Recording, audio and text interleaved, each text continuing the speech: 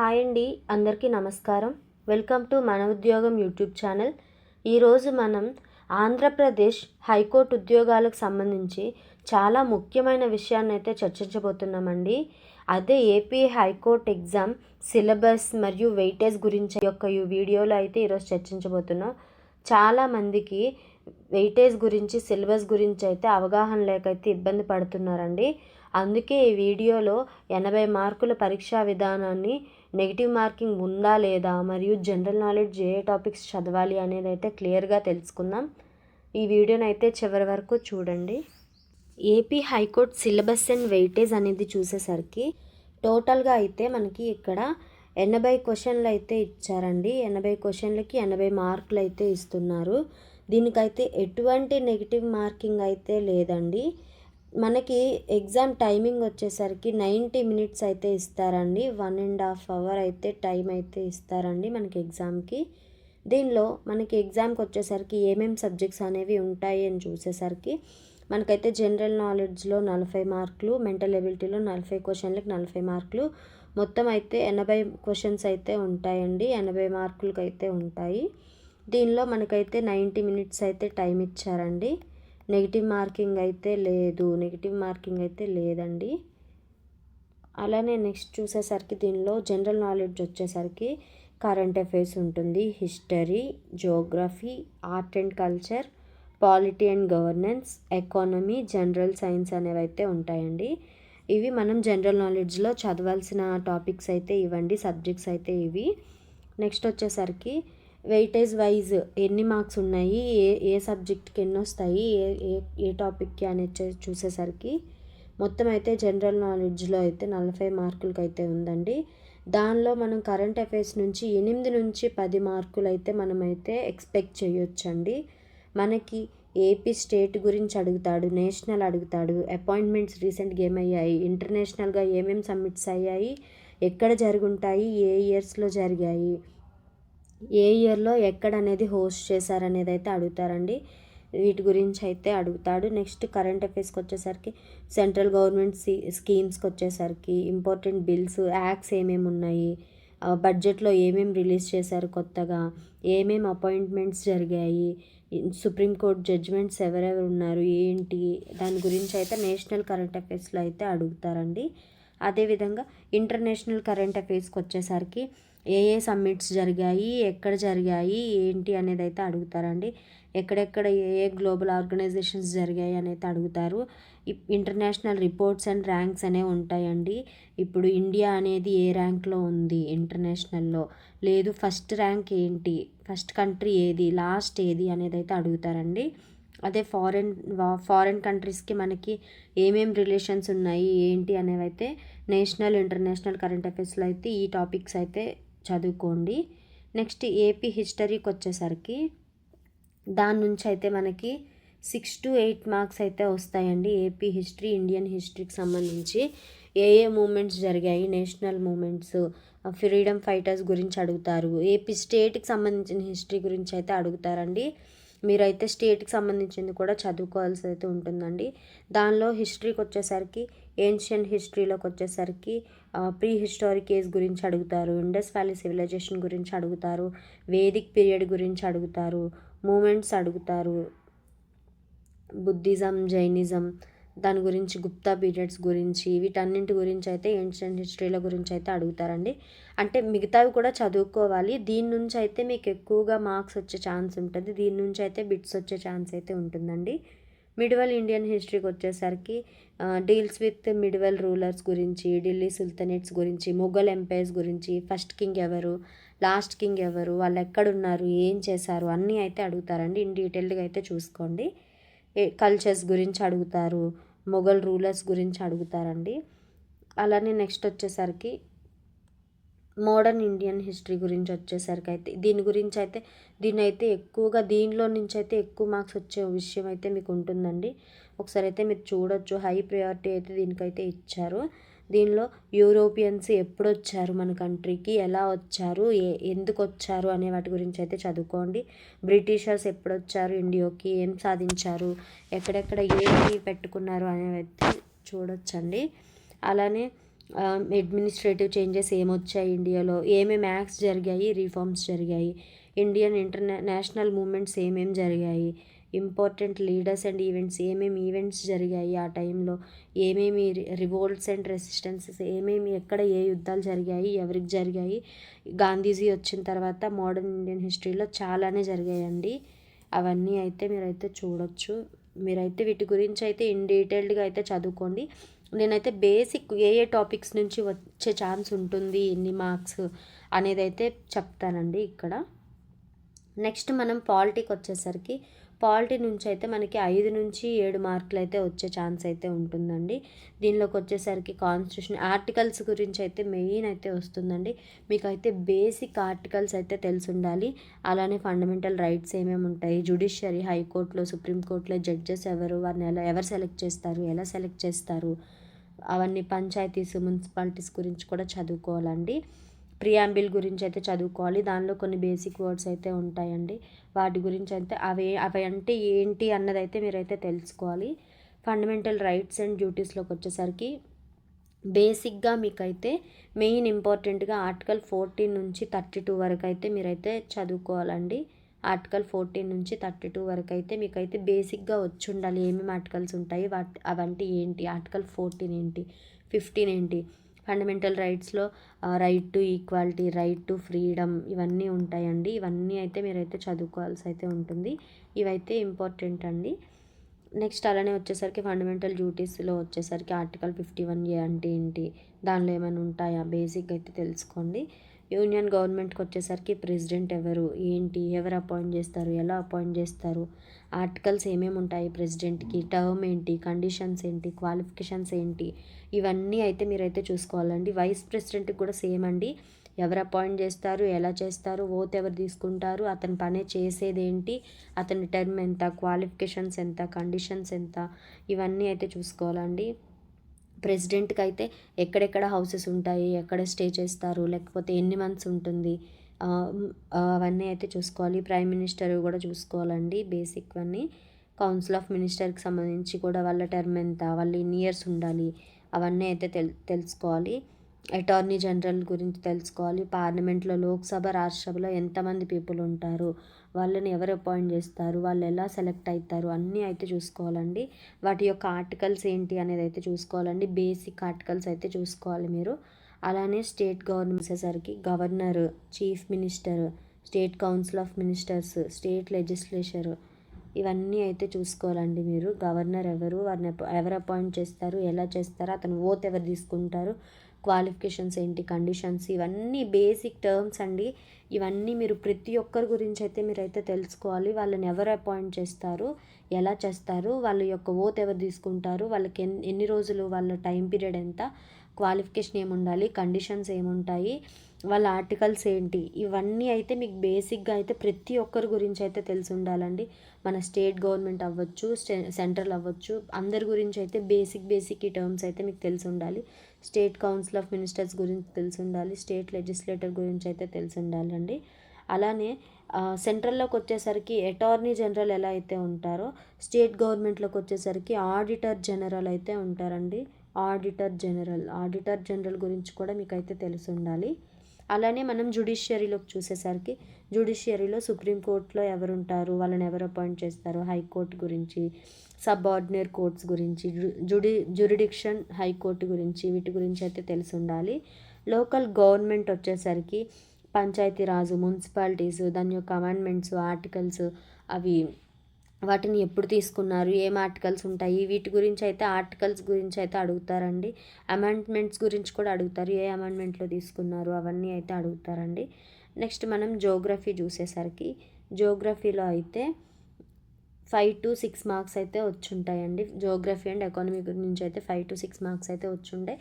AP geography అడుగుతారు, central నుంచి కూడా అడుగుతారండి.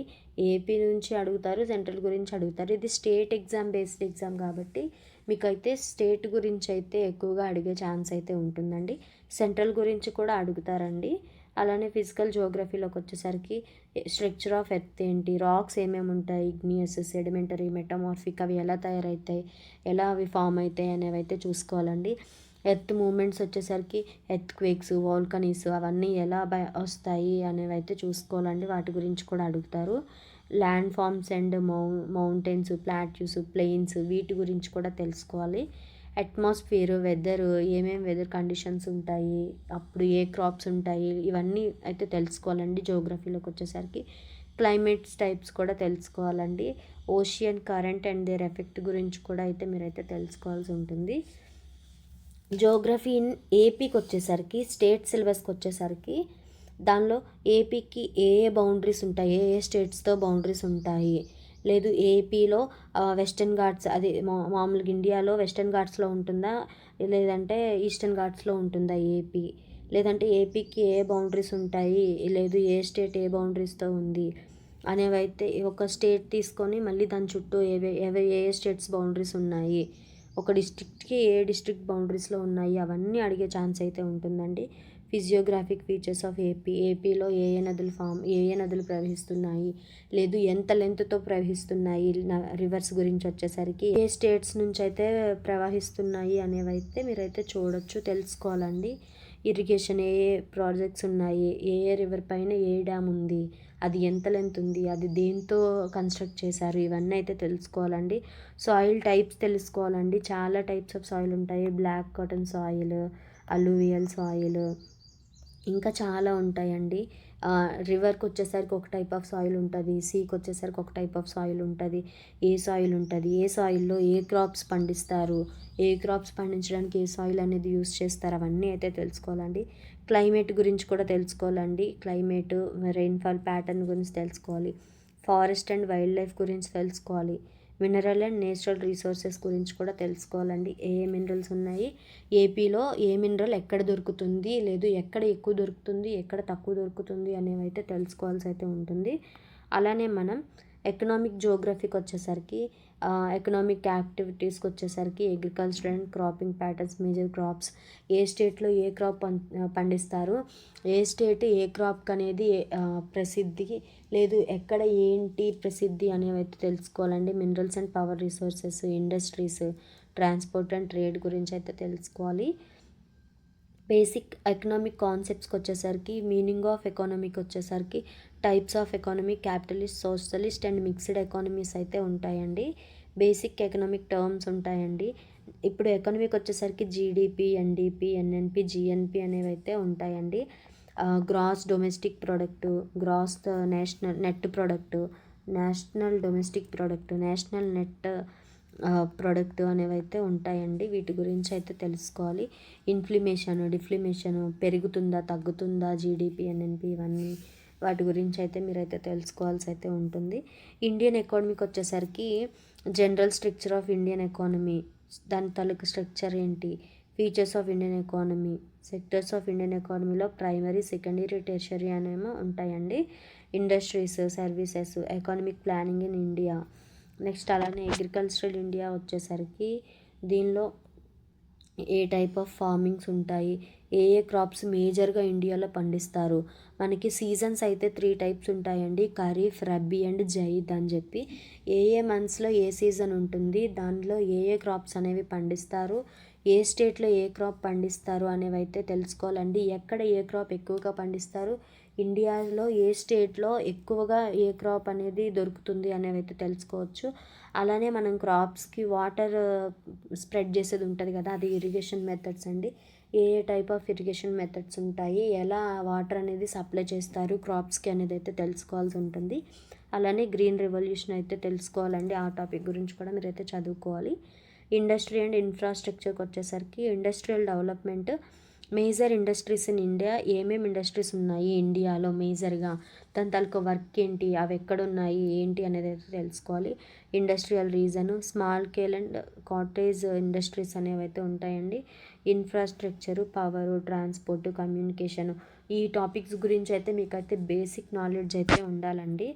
అలానే ఇండియన్ బ్యాంకింగ్ అండ్ ఫినాన్షియల్ సిస్టమ్కి వచ్చేసరికి, బేసిక్ బ్యాంకింగ్ అవేర్నెస్కి వచ్చేసరికి ఆర్బీఐ ఏం చేస్తుంది, దాని ఫంక్షన్స్ ఏముంటాయి, అది ఎక్కడుంది, ఏ సంవత్సరంలో స్థాపించారు, దాని తాలూకు గవర్నర్ ఎవరు, ఇవన్నీ అయితే మీరైతే తెలుసుకోవాలండి. ఆర్బీఐ ఎవరికన్నా ఫండ్స్ ఇస్తుందా లేదంటే తీసుకుంటుందా, దాని గురించి అయితే డీటెయిల్డ్గా అయితే తెలుసుకోవాలండి. కమర్షియల్ బ్యాంక్స్ ఏమేమి ఉన్నాయి, ఎక్కడ ఉన్నాయి, దాని తాలూకా హెడ్ క్వార్టర్స్ ఎక్కడ ఉంటాయి, ఏ ఇయర్లో స్టార్ట్ చేశారు, అసలు types of banks A types of banks ఉన్నాయి, ఎక్కడున్నాయి, ఏ ఇయర్లో స్టార్ట్ చేశారు, హెడ్ క్వార్టర్స్ ఎక్కడుంది, ఇవైతే బేసిక్ నీడ్ అండి. ఇవన్నీ అయితే బ్యాంక్స్ గురించి అయితే మీరు తెలుసుకోవాలండి. బిట్ వచ్చే ఛాన్స్ అయితే ఉంటుంది. మానిటరీ పాలసీ అండ్ బేసియోస్ గురించి అయితే తెలుసుకోవాలి. Digital payment and financial inclusion గురించి కూడా మీరైతే తెలుసుకోవాలండి. ఇవన్నీ టాపిక్స్ గురించి అయితే మీరైతే చదవాలండి. అలానే గవర్నమెంట్ బడ్జెట్ అండ్ ట్యాక్సేషన్ వచ్చేసరికి యూనియన్ బడ్జెట్ ఏంటి, ఎప్పుడు రిలీజ్ చేశారు, ఎంత ఉండొచ్చు, రెవెన్యూ అండ్ క్యాపిటల్స్ ఎంత ఉంటాయి, డైరెక్ట్ ట్యాక్స్ ఏది, ఇండైరెక్ట్ ట్యాక్స్ ఏది, దీని మీద అయితే బిట్స్ వస్తాయండి. మీకు అయితే 4 ఆప్షన్స్ ఇచ్చి దీంట్లో డైరెక్ట్ ట్యాక్స్ ఏది, దీంట్లో ఇండైరెక్ట్ ట్యాక్స్ ఏది అనేది అయితే క్వశ్చన్స్ అయితే అడుగుతారండి. మీరు ఏది ఇండైరెక్ట్ ట్యాక్స్, ఏది డైరెక్ట్ ట్యాక్స్, అదంటే ఏంటి అనేవి అయితే తెలుసుకోవాలండి. జిఎస్టీ గురించి అయితే క్వశ్చన్స్ ఇస్తారండి. అది ఎప్పుడు స్టార్ట్ చేశారు, ఏ ఇయర్లో స్టార్ట్ చేశారు, ఏ మంత్, అవన్నీ అయితే అడుగుతారండి. ఫిస్కల్ డెఫిసిట్ గురించి అయితే తెలుసుకోవాలండి. అలానే ఇండియన్ ఎకానమీ కరెంట్ డెవలప్మెంట్స్కి వచ్చేసరికి, రీసెంట్ ఇండియన్ ఎకానమీకి వచ్చేసరికి government schemes and related to economy A schemes release చేశారు, ఏ డిస్ట్రిక్ట్కి, ఏ స్టేట్కి ఏ స్కీమ్ రిలీజ్ చేశారు, ఒక స్కీమ్ నేమ్ ఇచ్చి ఇది ఏ స్టేట్ వాళ్ళు రిలీజ్ చేశారు అనేవి అయితే అడుగుతారండి. స్కీమ్స్ అయితే ఒకసారి అయితే చూసుకోండి. ఓవరాల్ ఇండియా వైజ్ చూసుకోండి. నెక్స్ట్ ఎకానమిక్ రీఫార్మ్స్ చూసుకోండి. ఎంప్లాయ్మెంట్ అండ్ పోవర్టీ ఇష్యూస్ గురించి, ఇన్ఫ్లమేషన్ ట్రెండ్స్ గురించి అయితే చూసుకోండి. ఇదంతా వచ్చేసరికి ఎకానమీ గురించి అయితే ఇంతవరకు అయితే తెలుసుకున్నామండి. నెక్స్ట్ జనరల్ సైన్స్ గురించి కూడా బిట్స్ అయితే మీకు ఇస్తారండి. జనరల్ సైన్స్ వచ్చేసరికి మన everyday biology, vitamins, diseases, basic physics, chemistry, recent technology or space developments. సైన్స్కి వచ్చేసరికి మీకు అన్ని ఎక్కువ క్వశ్చన్స్ అయితే రావండి. బేసిక్ క్వశ్చన్స్ అయితే ఇస్తారు, కానీ మీరైతే చదువుకోవాలండి. జనరల్ సైన్స్ నుంచి మనకి ఇక్కడ 4 నుంచి 6 మార్కులు అయితే వస్తుందండి. మీరైతే పక్కా ఈ టాపిక్ అయితే చదవాలి. 6 మార్క్స్ వస్తాయి ఇక్కడైతే. అలానే దీనిలో ఫిజిక్స్ చూసేసరికి motion and laws of motion గురించి అయితే చదువుకోవాలి. వర్క్, ఎనర్జీ, పవరు, వర్క్కి యూనిట్స్ ఏంటి, పవర్కి యూనిట్స్ ఏంటి, ఎనర్జీకి యూనిట్స్ ఏంటి, దాన్ని ఎలా కొలుస్తారు ఏంటి అనేది అయితే దాని తాలూకా ఎస్ఐ యూనిట్స్, సిజిఎస్ యూనిట్స్ అవన్నీ అయితే ఉంటాయండి. అవైతే మీరైతే తెలుసుకోవాలి. గ్రావిటేషన్ గురించి కూడా తెలుసుకోవాలండి. హీట్ అండ్ టెంపరేచర్ గురించి తెలుసుకోవాలి. ఎంత కెల్విన్స్లో ఉంటుంది, డిగ్రీ సెల్సియస్ ఎలా ఉంటుంది ఏంటి, దాని తాలూకా యూనిట్స్ ఏంటి అనేవి అయితే తెలుసుకోవాలి. లైట్ అండ్ ఆప్టిక్ సౌండ్స్ గురించి వచ్చేసరికి లైట్స్లో ఉంటాయండి చాలా. లైట్ ఎలా దేనిలో ఫాస్ట్గా ట్రావెల్ అవుతుంది, లేదు దాని తాలూకా యూనిట్స్ ఏంటి, ఇవన్నీ అయితే అడుగుతారండి. ఎలక్ట్రిసిటీ అండ్ మ్యాగ్నెటిజం గురించి అయితే చదువుకోవాలి. బేసిక్ మోడర్న్ ఫిజిక్స్ గురించి కూడా చదువుకోవాలండి. అలానే కెమిస్ట్రీకి వచ్చేసరికి మ్యాటర్ అండ్ ఇట్స్ నేచర్, సాలిడ్లో ఎలా ఉంటుంది, లిక్విడ్ ఎలా ఉంటుంది, అవన్నీ అయితే చదువుకోవాలండి. అటామిక్ స్ట్రక్చర్ గురించి అయితే చదువుకోవాలి. పీరియాడిక్ టేబుల్ గురించి అయితే చదువుకోవాలండి. పీరియాడిక్ టేబుల్ గురించి అయితే పక్కా అడుగుతారండి. కెమికల్ బాండింగ్ గురించి కూడా చదువుకోవాలి. పీరియాడిక్ టేబుల్ని ఎవరు డిస్కవర్ చేశారు, ఏంటి, ఎప్పుడు చేశారు అనేది అయితే అడుగుతారండి. యాసిడ్స్, బేసెస్, సాల్ట్స్ గురించి అయితే అడుగుతారండి. రెడ్ బ్లూ లిట్మస్ పేపర్స్ ఏది ఎలా తయారవుతుంది, ఏ రెడ్ బ్లూకి షిఫ్ట్ అయితే దాన్ని ఏమంటారు, బ్లూ రెడ్గా కన్వర్ట్ అయితే దాన్ని ఏమంటారు అనేసి అయితే అడుగుతారండి. మెటల్స్ అండ్ నాన్ మెటల్స్ గురించి కూడా అడుగుతారండి. కార్బన్ అండ్ ఇట్స్ కాంపోనెంట్స్ గురించి అయితే చదవాలి. ఎన్విరాన్మెంటల్ అండ్ కెమిస్ట్రీ గురించి కూడా మీరైతే చదువుకోవాలండి. ఇది కెమిస్ట్రీకి సంబంధించిన టాపిక్స్ అండి. నెక్స్ట్ బయాలజీకి వచ్చేసరికి బయాలజీలో సెల్ అండ్ ఇట్స్ స్ట్రక్చర్, సెల్లో ఏమేమి ఉంటాయి, దానిలో మైటోకాండ్రియా, రైబోజోమ్స్, లైబోజోమ్స్, ఎండోప్లాస్మిక్ రెటిక్యులం ఇవన్నీ ఉంటాయి. వాటి యొక్క ఫంక్షన్స్ ఏంటి, అవి ఏం చేస్తాయి అనేవైతే చూడాలండి. దానికి నీడ్ ఏముంటుంది అనేవైతే మీరైతే చూసుకోవాలి. హ్యూమన్ బాడీ సిస్టమ్ గురించి అయితే అడుగుతారు. న్యూట్రిషన్ అండ్ డైజెషన్ గురించి కూడా అడుగుతారండి. రెస్పిరేషన్ అండ్ సర్క్యులేషన్ గురించి కూడా అడుగుతాడు. Next diseases and immunity, A diseases వస్తాయి, ఏవి దేనివల్ల వస్తాయి అనేవి అయితే చూడాలండి.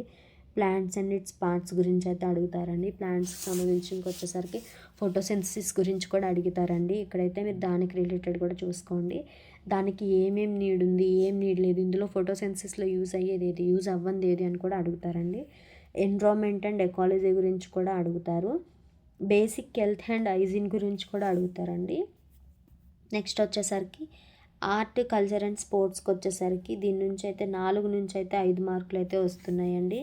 క్లాసికల్ డాన్సెస్ వచ్చేసరికి క్లాసికల్ డాన్సెస్ గురించి అడుగుతారు. ఏ డాన్స్ ఏ స్టేట్ గురించి ఏ సంబంధించింది, దీనిలో వాడే ఇన్స్ట్రుమెంట్స్ ఏంటి, లేదు దీనిలో ఎవరు ఫేమస్, లేదు ఒక నేమ్ ఇచ్చి ఇతను ఏ డాన్స్కి ఫేమస్ అనేవి అయితే అడుగుతారండి. ఏపీలో ఏ ఏ ఫెస్టివల్స్ జరుపుతారు, అవి ఎక్కడ ఫేమస్, ఏ స్టేట్ వాళ్ళు ఎక్కువగా జరుపుకుంటారు అనేవి అయితే అడుగుతారండి. హెరిటేజ్ సైట్స్ ఏమేమి ఉన్నాయి అని కూడా అడుగుతారండి. ఏమేమి మేజర్ స్పోర్ట్స్ ట్రోఫీస్ ఏమేమి వచ్చాయి ఏపీకి, లేదు ఎక్కడ జరిగాయి, ఏ సంవత్సరంలో జరిగాయి, ఎవరు విన్ అయ్యారు, ఇవన్నీ అయితే అడుగుతారండి. ఇదంతా జనరల్ అవేర్నెస్ తాలూకు సిలబస్ అండి. మీరైతే ఇవన్నీ చూసుకోండి. జనరల్ అవేర్నెస్ తాలూకు సిలబస్ అయితే ఇదంతా అండి.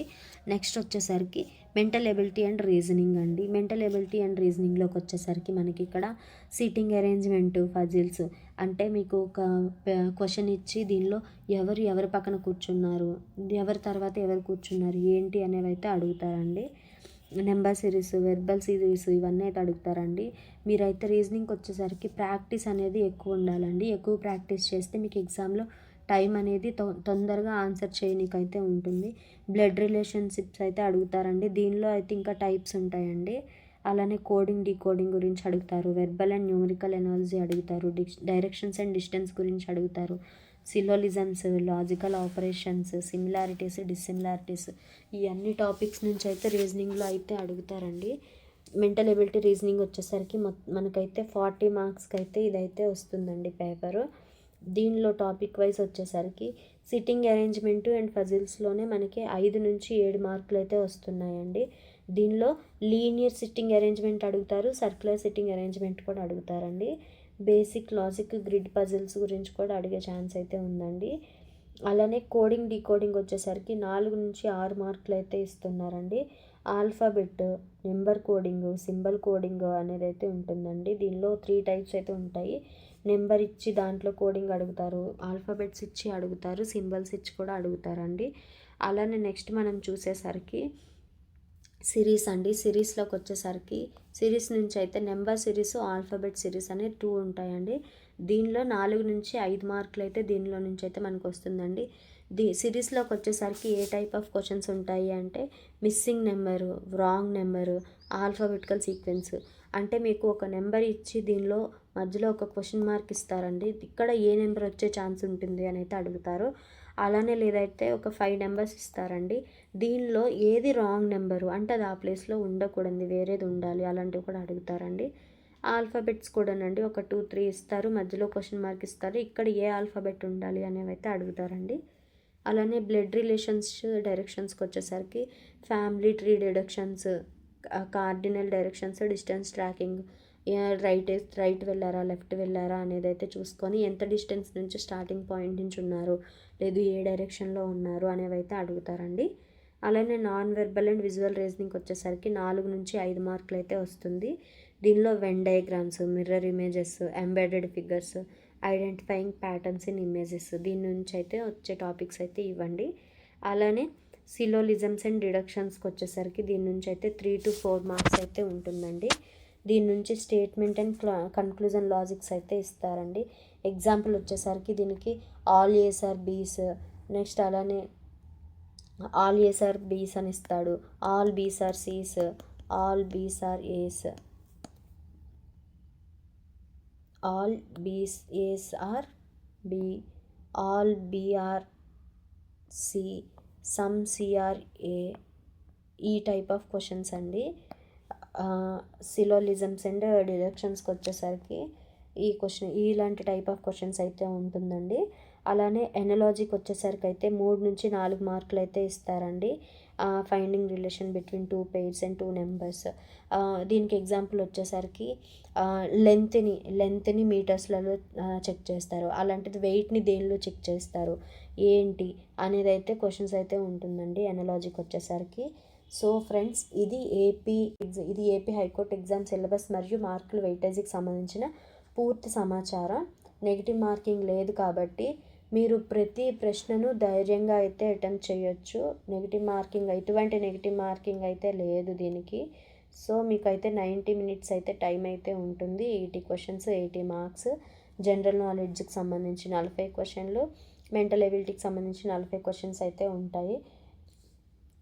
దీనికైతే పోటీ ఎక్కువగా అయితే ఉంటుంది. కాబట్టి జనరల్ నాలెడ్జ్, మెంటల్ ఎబిలిటీ మీద అయితే మీరు ఎక్కువగా వర్క్ చేస్తూ ఉండాలి. మెంటల్ ఎబిలిటీ వచ్చేసరికి మీరు ఎంత ఎక్కువ క్వశ్చన్స్ అనేది అటెంప్ట్ చేస్తే మీకు అంత ఫాస్ట్గా అయితే వస్తుంది. జనరల్ నాలెడ్జ్ అనేది మీరైతే ఇంకా మీరు చదువుకునే బట్టే ఉంటుంది. సో ఫ్రెండ్స్, మీకు కనుక మా వీడియో నచ్చితే లైక్ చేయండి, మీ ఫ్రెండ్స్కి షేర్ చేయండి. అలానే ఏపీ హైకోర్టులో ఎన్ని నోటిఫికేషన్స్ పడాయి ఏంటి అనేది అయితే మేము ఆల్రెడీ ఒక వీడియో అయితే అప్లోడ్ చేశామండి. కిందనైతే మీకు ఆ లింక్ అయితే ప్రొవైడ్ చేస్తాము. మీరు ఆ వీడియోని అయితే చూడండి. ఏ నోటిఫికేషన్స్ పడ్డాయి, ఏ పోస్ట్కి ఎన్ని వేకెన్సీస్ ఉన్నాయి అనేది అయితే మేము చెప్పాము. అలానే మీకు మేమైతే నెక్స్ట్ రీజనింగ్ సిరీస్ అనేది మీకైతే స్టార్ట్ అవుతుందండి. మీకైతే టాపిక్ వైజ్ రీజనింగ్ సిరీస్ అయితే స్టార్ట్ చేస్తాము. మీరైతే టాపిక్ వైజ్ మీకు ఏ డౌట్స్ ఉన్నా సరే కింద అయితే మాకు కామెంట్ సెక్షన్లో అయితే తెలపండి. అలానే మా ఛానల్ని అయితే సబ్స్క్రైబ్ చేసుకోండి. కింద డిస్క్రిప్షన్లో మీకు మా యొక్క Telegram and WhatsApp channel link అయితే ప్రొవైడ్ చేస్తాము. మీరైతే మా వాట్సాప్ ఛానల్కి, మా టెలిగ్రామ్లోకి వెళ్ళి జాయిన్ అయితే మీకైతే అప్డేట్స్ వెంటనే వస్తాయండి. ఏ నోటిఫికేషన్ పడింది, ఎన్ని వేకెన్సీస్ ఉన్నాయి, ప్రతి ఒక్క వీడియో అయితే మీకైతే రిలీజ్ చేస్తాము. Thank you so much.